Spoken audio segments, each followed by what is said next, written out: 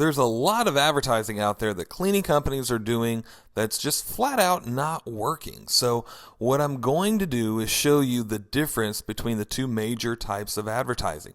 If you call up a graphic designer or go and talk to somebody about advertising, chances are they're going to show you and put together for you an image ad. And a lot of the times too, this is even associated with your website. When you do just a website by some standard web designer, they're going to create you an image-based type of website. So what is image advertising? It's basically, in a nutshell, an attempt to create a favorable mental picture of a company, of your cleaning company, in the mind of your consumer. And the aim is basically to associate that advertised image in that advertisement with certain lifestyles or values and increase awareness. So the bad thing about all of that with image advertising, there's no real clearly defined anything. Where is that measurable? Well, it's not. So that's a problem, and that's what I see a lot of in so much advertising that I see out there. Here, I just put in Google image search, carpet cleaning postcard, and we're looking at all types of different carpet cleaning postcards, and they're all almost the same thing. I could take my company logo and put it in here, and it's going to mean pretty much the same thing. Same thing with this ad, and this ad, and this ad, and this ad, and pretty much all of these ads, as long as I was willing to go by their prices, which I'm not because my company charges a lot more, but if I was, it would fit for all of this type of stuff. That is bad advertising, guys. That is really bad advertising. That in and of itself, if you can take your ad and pop in another logo and have it exactly like that without changing anything, and it's going to be like every other cleaning company out there, that's bad advertising. So the other big problem that I'm seeing, if you can notice with all of these ads that we're seeing here, they're all price-based. So that's just terrible from the beginning. That really what you're saying is the thing that's different about us is we're cheaper than Joe Blow down the street. Because Joe Blow charges $89 for 3 rooms. We only charge $79, so we're better. That's bad. That's not the marketplace that you want to be in, and you're kind of dooming yourself from the very beginning. It's just not good advertising. And I highly recommend that instead of you going with something like a coupon, basing your whole idea of your ad largely around a coupon and then saying things like we do carpet cleaning, tile cleaning, we do Scotchgard pet odor removal. Instead, put the things that you do that's different than your competition. Give a very unique offer. Find out what your competitors are doing and run the other way. Then you're going to look different, and you're going to actually get more clients and be able to charge more money. So I'm going to show you a couple of different ideas over here. Now, this particular postcard, right now, I've been experimenting a little bit. We have been doing this over the years too, where we do sort of a little bit of a combination sometimes, especially when we're marketing to current clients, of image advertising, but also in with that, some direct response advertising. Well, what's direct response advertising? Well, with direct response advertising, I'm going to show you more of those in just a second. You're actually going to have a headline with a benefit. There's going to be a clear benefit to that headline, or maybe you'll mention the offer in the headline, but some type of a headline that catches attention. You're also always going to have a deadline with that offer, and make sure that you've got an actual time that offer is ended.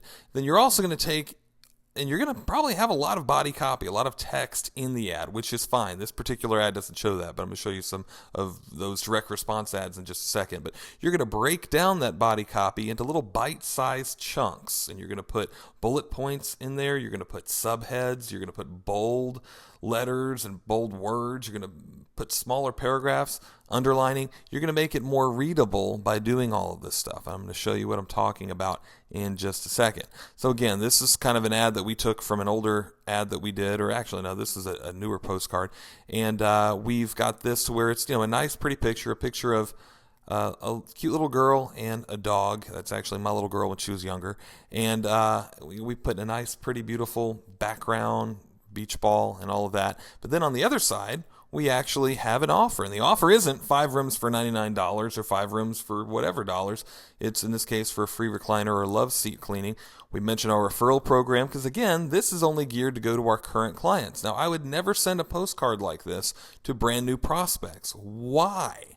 Well, this postcard doesn't really say anything unique about my company. The only thing that I'm really trying to do with this is remind my clients about me and give them a special offer and remind them about my referral program. That's the main goal for this particular postcard. Now, I've got other postcards that I've sent to my clients. We've actually used this one in particular as an every door direct mail piece. This is a direct response ad where we've used this one as a every door direct mail piece as well as a actual client mailer where we've educated them, or we actually give them educational information about the dangers of flood problems. And we mailed this out when there was a lot of flooding in our area. And we let them know that there are 4 emergency steps that they're going to need to take to prevent more water damage. And we let them know about all of the dangers that they've got going on with this water problem. And then on the other side, we actually have a call to action, and we give them a picture of what can happen here in the mold problem and let them know with a little caption about why this is bad. Here's another postcard that we've done that's done really well for us, because with my cleaning company, we love pet owners. So we like to target pet owners. We understand that when we mail to a neighborhood, maybe only 75% of the people in that neighborhood even have pets, maybe even less.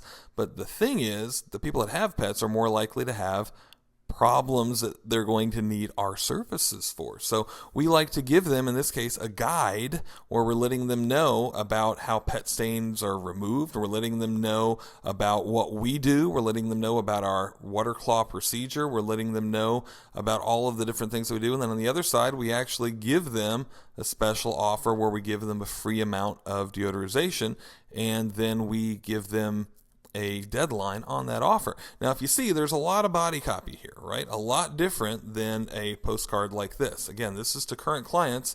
This one right here goes to brand new prospects in neighborhoods that we target with direct mail. And this is a larger postcard. Can't remember exactly how big. It might be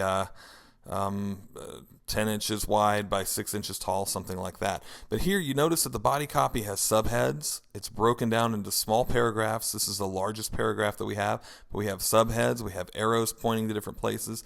It's not just a big vomited amount of information, but yet a lot of subheads, handwritten information, and things to draw them in. If they're not interested, they probably aren't going to read all of it, but that's fine. But they're going to, if they're interested in something to do with pet stain removal, they're going to read some of this. And if they're wondering about what happens with pet stain removal and how to remove pet stains, this is something that's an interesting topic to them. Now, this is a larger every door direct mail EDDM piece where, again, we've got all of the classic. We've got the headline, we've got the subheads, we've got the different gifts and the offers, we've got our guarantee, which is another good component of a direct response ad, and then we've got our bullet points letting them know what they're going to get when they call, calling them out, letting them know that all this stuff is free that they're going to get, letting them know that, again, stating our guarantee, letting them know our offer and what our offer actually is, and that there's a deadline to the offer, and then restating everything in the PS. And of course, there's another side to this postcard where we kind of give more information about our company and benefits about our company and what we're doing that's different. This kind of stuff is so much more compelling than just a standard blank rooms for blank dollars. Okay, you want to look different from your competition, and you want to do it with style, and you also want to do it with being able to charge higher prices. So think about that when you're planning your advertising, and make sure that instead of just doing whatever rooms for whatever dollars, you're giving benefits to your advertising. You're giving a headline, you're making an offer, and you're giving a deadline on that offer, giving them reasons why they're going to use your service over your competitors. If you do this, you're going to have a lot better chance at running successful advertising. This is John Braun with Hitman Advertising. We'll talk with you soon.